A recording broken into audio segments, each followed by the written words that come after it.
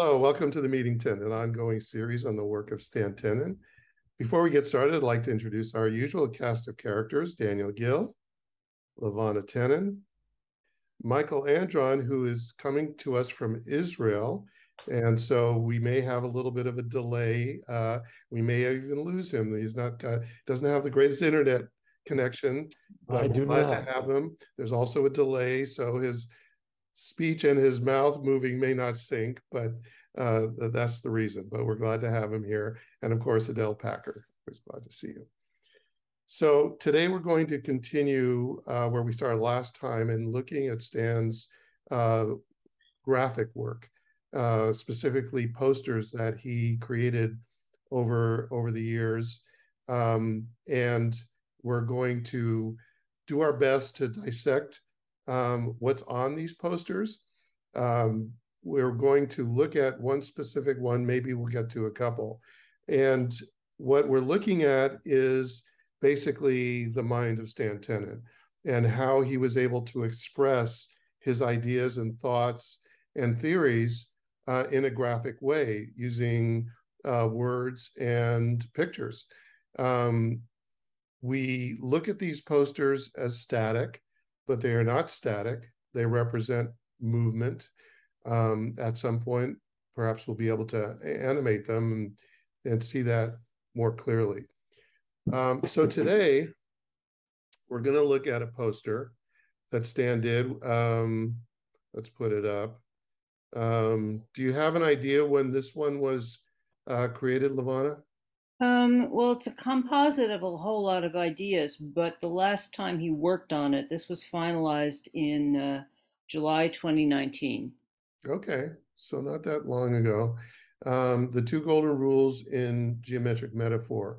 As any of you who have followed this or seen the book, Stan came to the realization that everything could be based on the golden rule, and that this theory is based on the two golden rules, as he called it, as above, so below, and the wheel of karma. And he was able to express this in geometric form. This poster is more dialogue than graphic. That's why we chose it. And by the way, I should let you folks know that this is not an easy task for us. This one isn't so bad, but as we go through Stan's work and try to dissect it, we're not mathematicians. It's a challenge. So we're looking at this as an exploration for us as well as for you. So let's take a look. As I said, there are two golden rules. Now, is there a precedent in this in Jewish tradition in terms of the golden rule? I mean, what information do we have concerning what is called the golden rule? We know about Rabbi Hillel. Maybe somebody would like to talk about the golden rule from that perspective. Yeah, sure. I mean, I'm sure everyone has something to say, but in terms of the golden rule, we have two parts to the Torah, really. We have the Torah that's written down, which is called the Torah Shebichtav, the Torah that was written down, and the Torah Shebal Peh, the Torah or the teaching of the oral tradition. So we have the biblical tradition and the oral tradition. They intertwine in some ways. The roots of what texts were accepted as part of the biblical canon have to do with rabbinic legislation, and that's a whole interesting thing. But basically, they're two separate things in a way, although they of course intertwine. And much of the oral tradition is actually, almost all of it, is commentary on the biblical tradition and like how do we understand this, and not taking it literally. And but they are considered at the same time two separate kind of branches. And the oral tradition was really started by Rabbi Akiva, which is, I think, the 12th, the second century of the Common Era, and the early 100s, somewhere around there.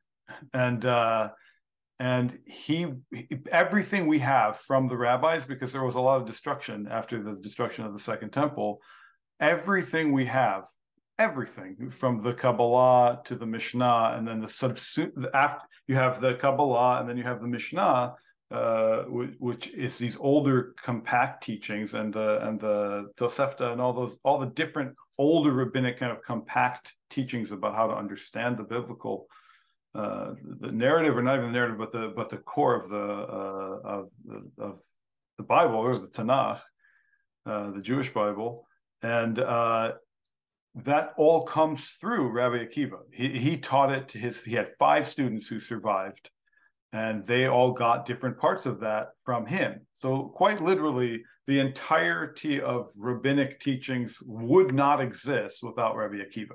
He's the foundation. You could say he's the Moses of rabbinics. And his famous statement was, you should love your neighbor as yourself. Is the great principle, the great idea of the Torah, Zeklal Gadol b'Torah, the main idea of the Torah. And quite simply put, he really meant that, meaning, there's a lot there, thousands and thousands of pages, and then thousands of pages on those pages, and et cetera, for 2,000 years approximately. But all of it, according to him, is worth nothing if you don't love your fellow. Then it's all meaningless. It doesn't. So that's kind of where that comes from, And obviously Hillel Hazaken, Hillel the elder, put it in the negative earlier, but Rabbi Akiva puts it in the affirmative, which is how the biblical narrative, the biblical verse describes it. And he said, "This is it. That's the basic concept." And again, if we should be loving each other. And if we're not, then we're not, no matter how observant a person is or religious a person is, they haven't done anything, actually. So it's the main idea. Right. And so Rabbi Hillel's version was, don't do to others as you would not have them do to you, or what's hateful to you, don't do to your friend. Others. And then the Christian version is, do unto others as you would have them do unto you. Right. That's the commonly known. Michael, you had a comment? You're muted. You're muted, Michael. Sorry. A few of my teachers pointed out quite often that putting it in the negative is more comprehensive than putting it in the positive, because that which is hateful to you, don't do unto others, doesn't necessarily say that you love your neighbor who plays loud music all night and knocks over your garbage cans. You don't have to love him, but if it's hateful to you if something is hateful to you, don't do it to the other guy. Right. And by putting it in the negative, there's a comprehensive inclusion of things that are not included in the simple love your neighbor as yourself. My teacher growing up, my rabbi, said it would be a good idea to put a comma after the second word. Love your neighbor, comma, because he's you. He's the same as you. And that kind of stuck pretty hard too. But what follows in Hillel's statement is equally important. All the rest of the Torah is commentary.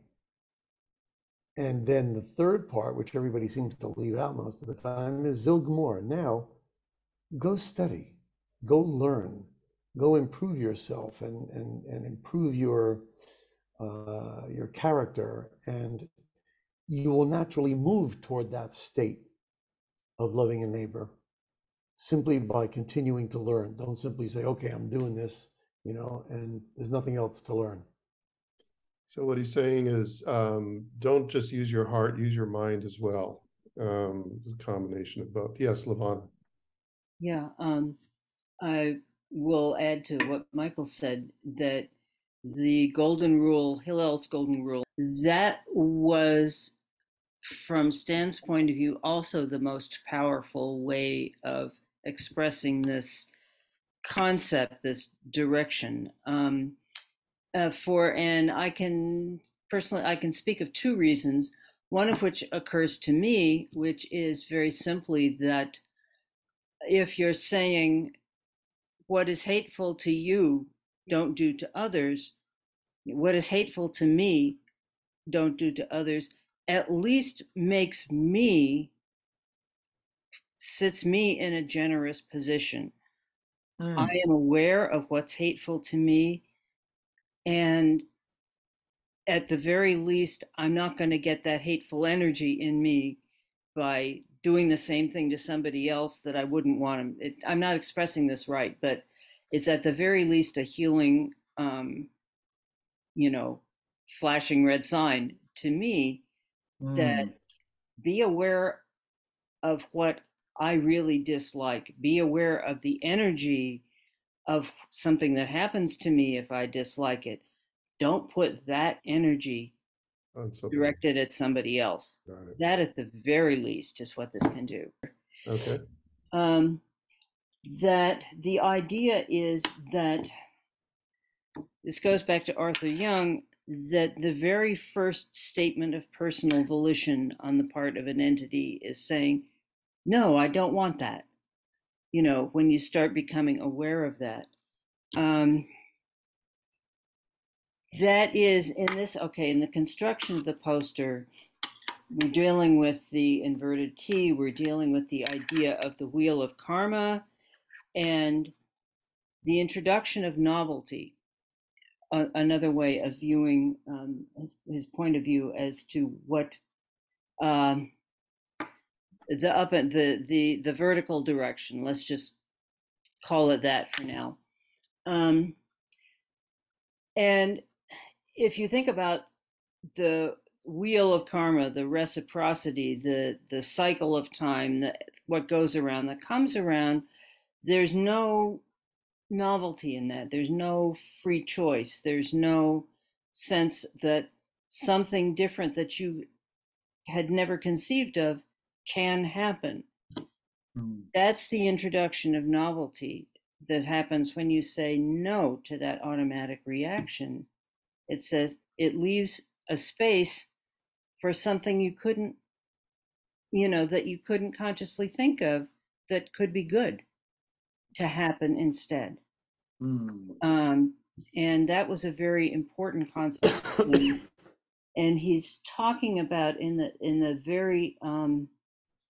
the top of this poster, the two sides of this poster, the wheel of karma, what goes around comes around, tit for tat, action and reaction, life forces that are cyclical.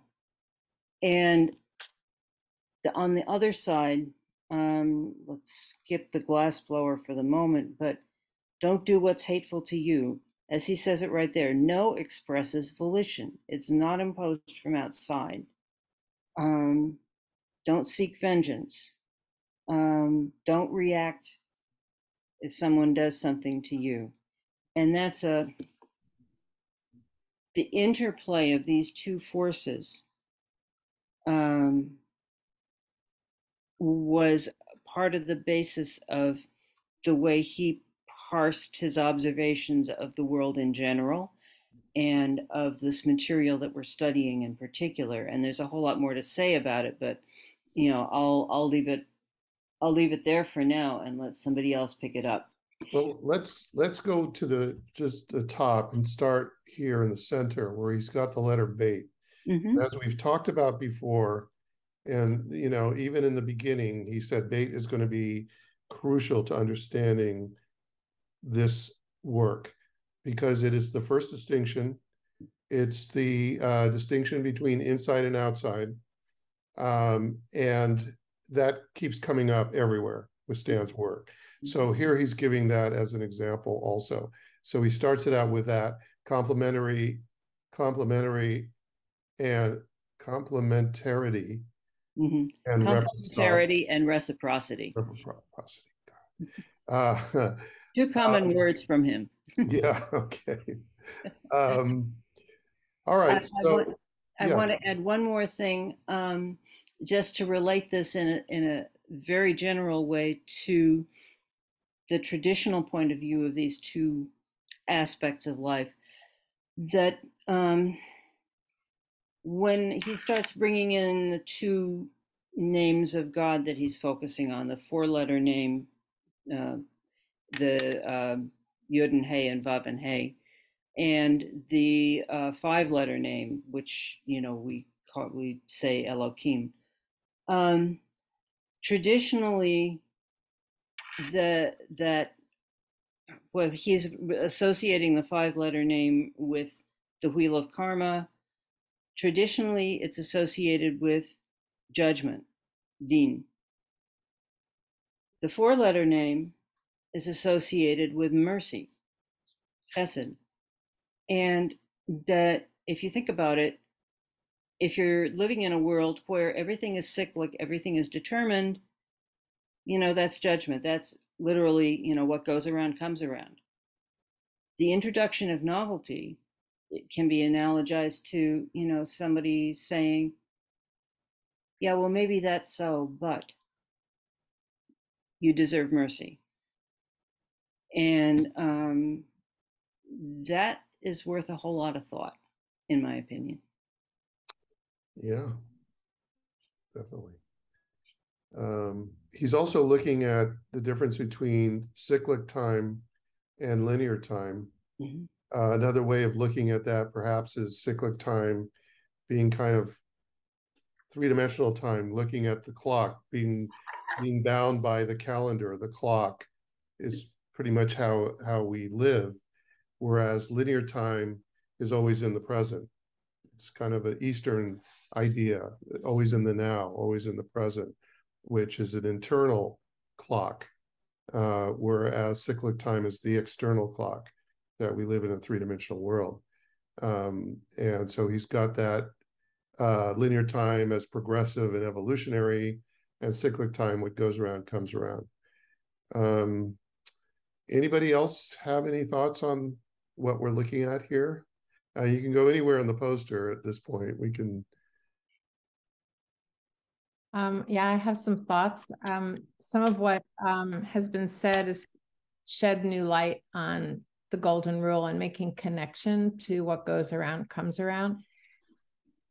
They just seemed so different, but now they don't seem different. So when you think about what is hateful to you, what Lavana was saying, like just the act of doing something hateful, even thinking about it, is toxic to us and to the person who is doing that. So it becomes a generous act to yourself to not do what is hateful to someone else, and to see that for every behavior, there are reactions and there are consequences, and that it can come back to you, which is you could say it's selfish, you could say it's generous, but you could also say it's real. It's what really happens, that kindness perpetuates itself, and hatefulness also perpetuates and brings toxicity to the world and to yourself. So I just see that wheel of fortune, or that idea of what goes around comes around, as a closer relationship now to the golden rule than I had seen it before. Then I had another thought about the no, about stopping, or stopping before you start. These are concepts that are really strong in the Alexander technique that I'm well based in. It's sort of a somatic study that I've been involved in for years. And one of the ideas is to break habit, to break a reaction, you have to stop, even for a very short second, a nanosecond, to inhibit your reaction in order to see what the possibilities are. Yeah. And then all the possibilities open up. And I remember when I read Stan's book, I was writing in the corner, so like the principles of the Alexander technique, I have to ask him about that.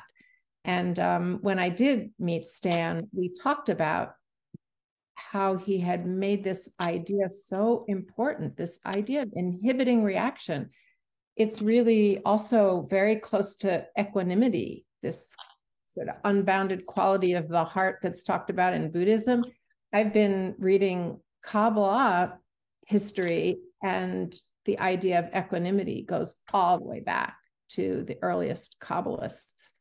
Talked about this concept of, it goes with humility, it goes with staying with yourself, not exploding out into reaction, but whether you're complimented or whether you're criticized, to stay with your center and take it in as a learning. And it's the same. Our bodies don't have to overreact to criticism. So I just see all of that in this poster and in the ideas we've been talking about, that the golden rule is much broader and has so much learning it to how to be a good person. It requires a lot of inhibition and waiting and staying back, saying no. Yeah, someone else. Stanley would thank you for that. When I first saw this idea, it really opened up just the concept of the wheel of karma. Although I'm not sure why it would be called a golden rule, because the more you read here, it comes off as pretty negative. If you look down here where he's talking about Yitzir Hara, Ra means to run after what one sees. Ra is the name of the Egyptian sun god. Circling the sun is necessary for physical life, but destructive of spiritual life. But I think he's pointing out that it's probably a balance, because we do live in the physical world and we are faced with challenges. But you basically, and it's a reality, so you can't deny it. We have to accept that that's where it is. The point being, though, is if you're aware of it, you have the opportunity to break it, to break away from the wheel. And the way to do that is to be on the other side, to be aware of the spiritual aspect of it. And we talk about that a lot here in terms of raising consciousness, and lowering ego, because I think that has a lot to do with this also. This idea that he's presenting here, balance. And you guys are all teachers of balance, when you think about it. It's finding that center, between the two elements. You don't want to be too far on one side, and you don't want to be too far on the other side. If you're too far on the one side, you're dead. On the other side, you're evil. So you want to kind of be, kind of in the center there. I think Michael has something to say too. Yeah, Michael, sure. There were two thoughts. One, just referencing something one of you said before. There's an idea that the things that we get most angry about, and anger is certainly one of the things, to take that moment that Adele was talking about and just see what you're doing. But usually the things that get us angry about somebody else are things that we do ourselves. We're impatient with someone, we just don't like somebody, and we discover that, that's exactly what we do, which is why it upsets us when we have somebody doing it to us. And so it becomes a wonderful process of introspection and personal inner work on us, not just trying to fix the other guy. From an educational point of view, there was a trigger film, which is usually a short film. And when I say film, I realize everything is a video now, but this I saw in a film. And it really gets young people, kids, to get an image of God and to get an image of the V'ahavta l'reacha kamocha. It shows two little really cheap looking puppets, not fancy Muppets, but just two little things, kind of like what Mr. Rogers would use, and just do a voice, and the hands could move and the head could go up and down. And there's a line down the middle, which is a fence, and two houses painted in the back. And one neighbor does something. There's two neighbors. They're there, and those are the two puppets. And one says something to this one, and then he gets angry back. So this one picks up a stick, like a Punch and Judy show, and whacks the other puppet. And as he hits him, this puppet reacts, but the one who did the hitting also goes, ah. And he picks up the stick again, and he goes, bang, and he goes, ah. And then the second one says, ah, now I got him. So he picks up his stick, and he starts in. The same thing happens. As he's hitting the other guy, he's reacting to the pain. And then the camera pulls back, and you see the puppeteer in his two hands, one on each puppet. And so when he's hitting the hang, it's hurting his hand, his own hand. It's as if God is that master puppeteer. I wish I could show it to you, because it would already be over, but it's enough to make the point that when you're hitting the other guy, you're hitting yourself, because you're all joined, you're all connected. And it's just such a, I remember the first time that I saw it, and I was already teaching classes, and I went, oh my God, what a fantastic way to talk about God and to talk about who we are, and judging what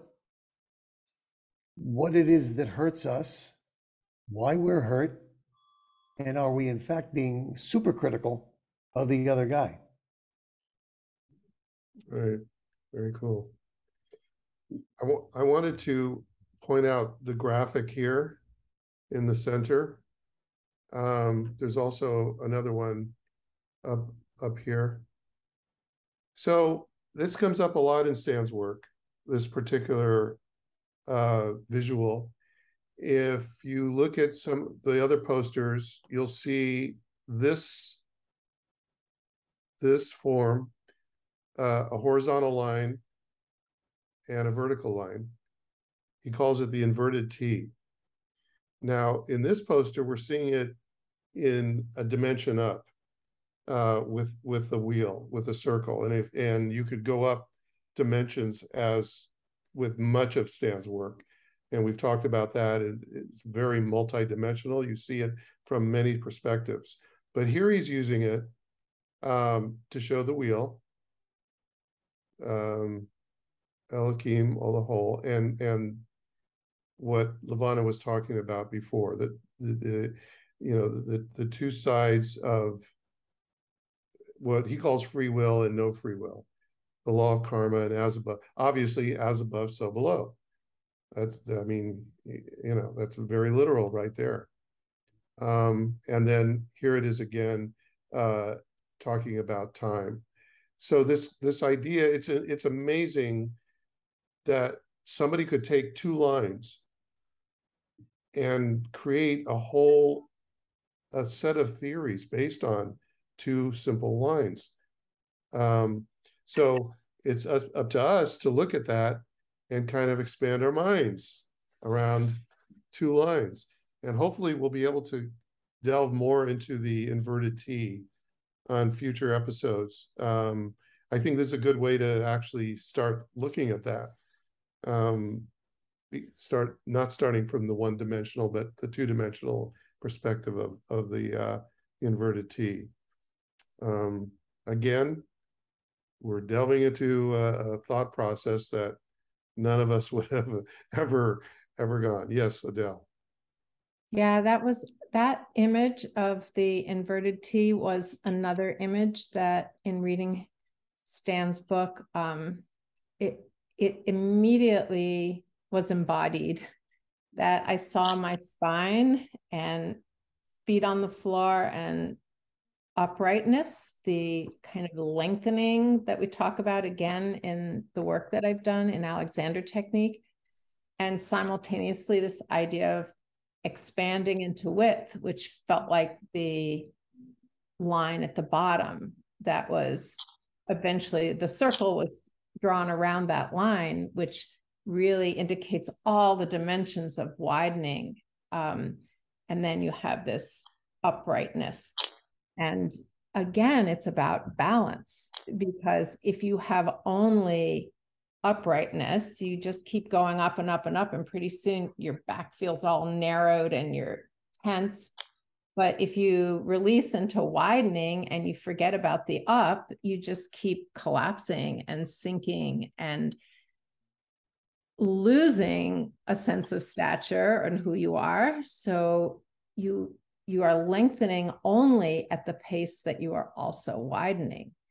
And whether you take the image into the body that way, or you take it into the balance of other aspects of life, that when we lose one of the dimensions, we get our crazy world that goes into extremes, that doesn't have the balance of the other perspective. It's really brilliant that two lines can just have so much to say. And then to say, as above, so below, and then to go into the golden rule and to see all of the things we've already discussed are in those two lines. Apparently, I think it was in the book, he started thinking about as above, so below with two parallel lines, like an equal sign. And it didn't seem to mean enough to him, these floating lines. That's right. Maybe Levana will expound on this, but when he switched the two equal lines to up and out, it suddenly had a symbol that had more possibilities and more meaning. Yeah, that is pretty much true. He never really related to, he sort of felt that most people thought of as above, so below as like a direct reflection. And I'm trying to think whether actually the math came first, and it may have, because there were things which led him to led him to a particular triangular shape that we have not gone into with any depth so far, and coordinating that with passages in traditional commentaries, traditional sources that seem to have a mathematical relationship. But basically, I think for him, the math came first, and then he realized as he was pulling apart the math that caused him to create, yeah, Bill, that's the right poster, that caused him to create and deal with this particular triangle, the one that's in blue below.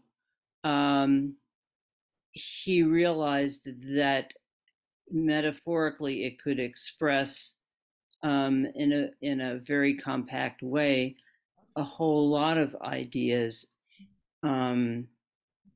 starting with, again, the difference between the wheel of karma and just so you know, for him, that horizontal line is what he called a one circle. Basically, it's if you were looking at a circle, but you're looking at it on edge, well, all you're going to see is the line. It's a one circle. So it was always a circle to him. And then you tip it a little bit and you can see that it's circular, as in the other drawing. Anyway, seeing how that could represent the wheel of karma and also express the idea of, as we were talking about, the introduction of novelty. But for him, the math came first.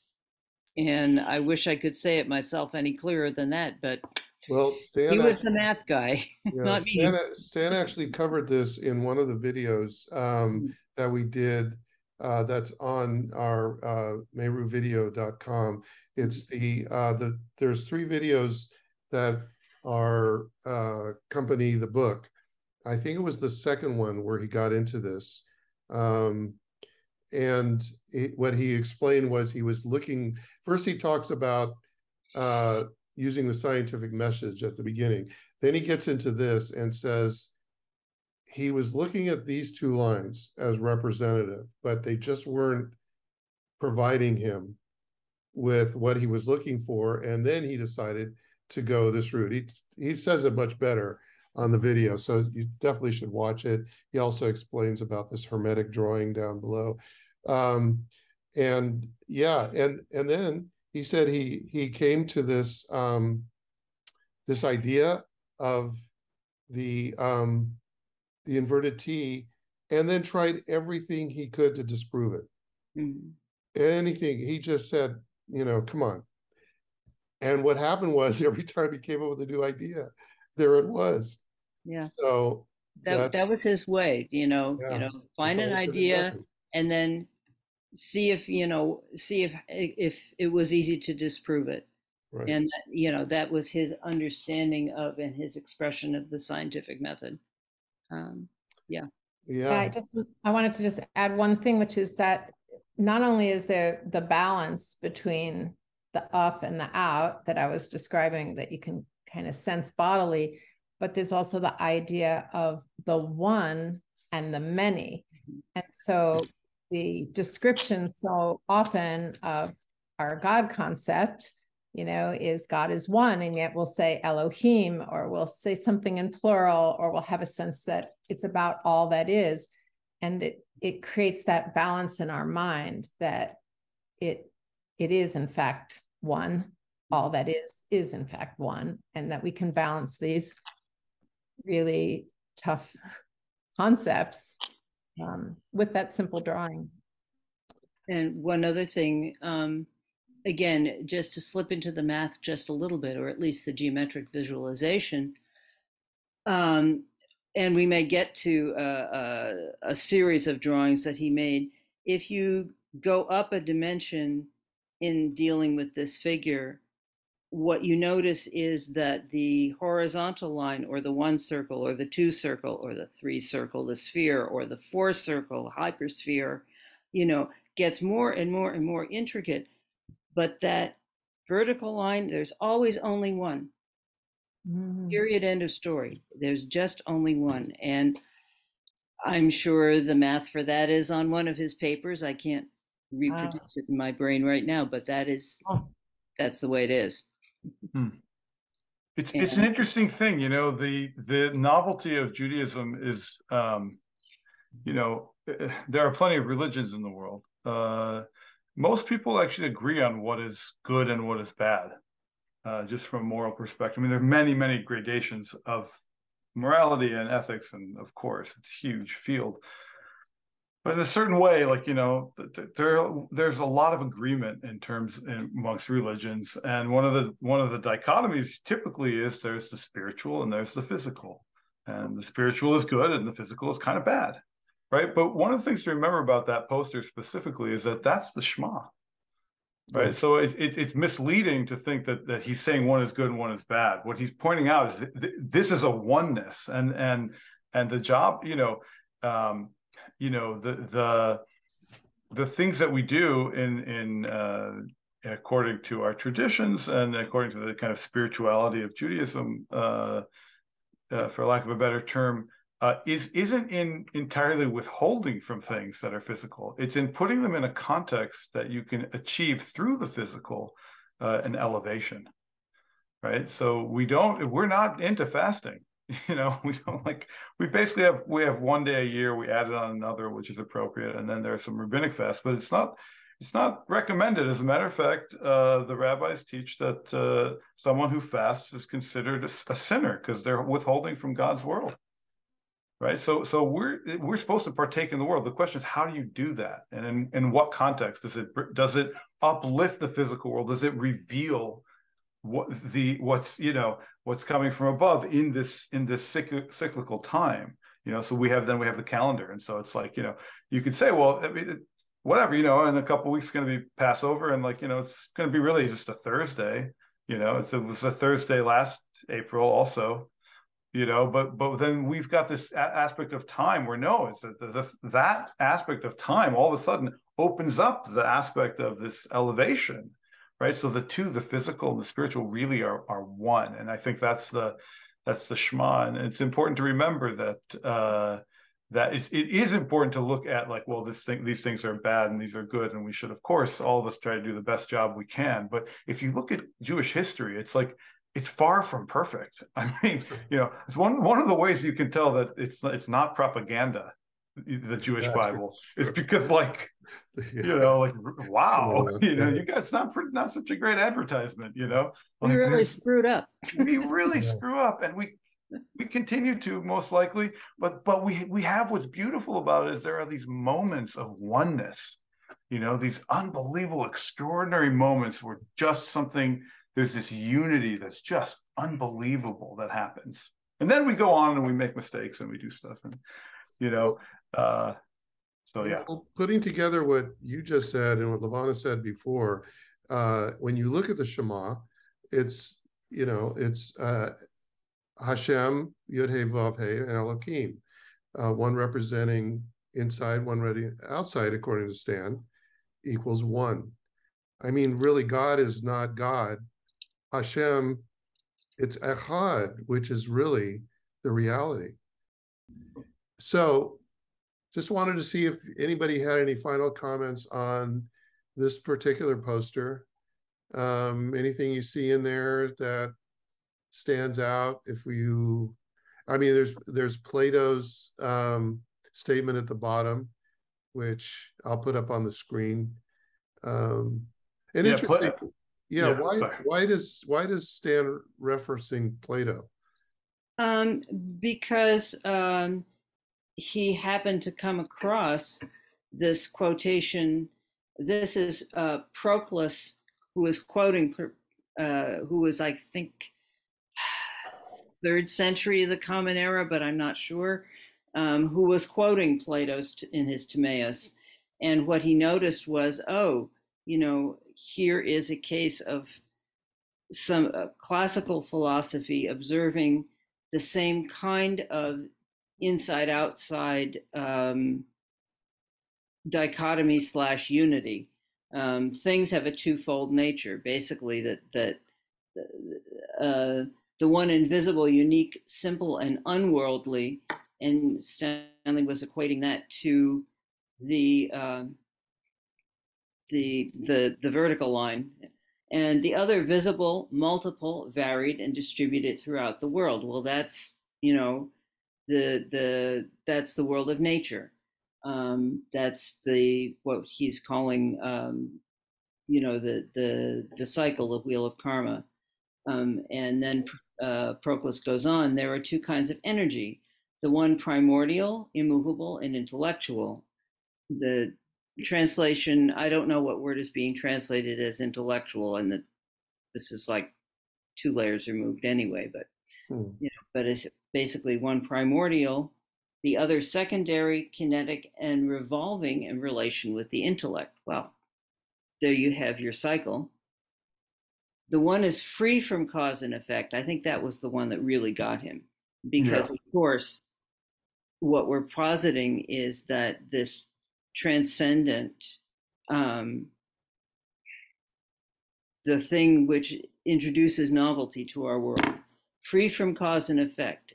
You go back to the beginning of Genesis, think about creation, think about how that happened, just think about it. And the other contains cause and effect. Well, there's your wheel of karma for you. So that particular quote that he came across really grabbed him.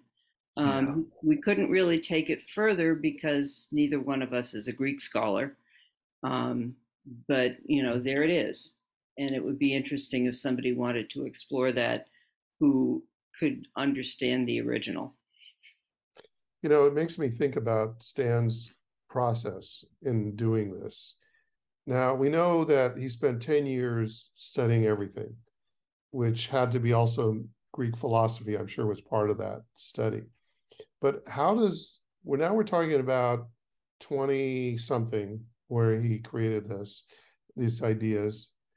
And is he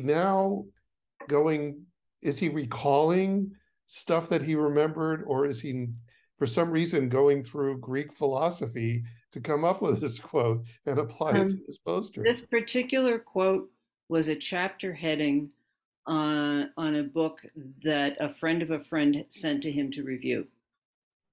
Got it. And of everything that was in that book, this is what caught his attention. Got it. Okay. It just came into his lap. Yeah, because when you look through the book, The Alphabet That Changed the World, and the references that come up, and they're all over the place from all different fields of endeavor, and you just think, so he has an idea and then he starts researching it and he's going through different sources to prove his point or to accelerate his point.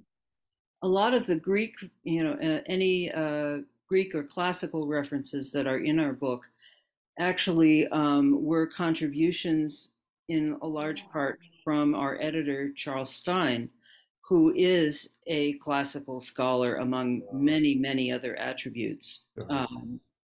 But, he has professionally published translations of the Odyssey, for example, books on Eleusis. And what was fascinating about working with this man, who was so erudite in his own areas of expertise, was how well it blended with the sense of how things work, of how the world is put together, that Stanley had gotten from his work in increasingly delving into Jewish traditional sources as well as his math. And so that just the process of producing the book with this excellent, excellent scholar was a very exciting process in and of itself. I'll bet. Yeah. I mean, look at this. One more time, look at this poster and look at all the different references that from different fields of science, of math, of Judaica, that are contained, philosophy, on one page. And that's what's amazing about this. And I challenge you to find another research author or whatever that does this, that combines all these different things in one to illustrate one singular idea that is so basic to all of us. You guys have all pointed that out. This is not, advanced knowledge. This is the basis of our civilization and our thinking, and our humanity. And it's all there on one page. Anybody else as amazed as I am on this? I always was amazed.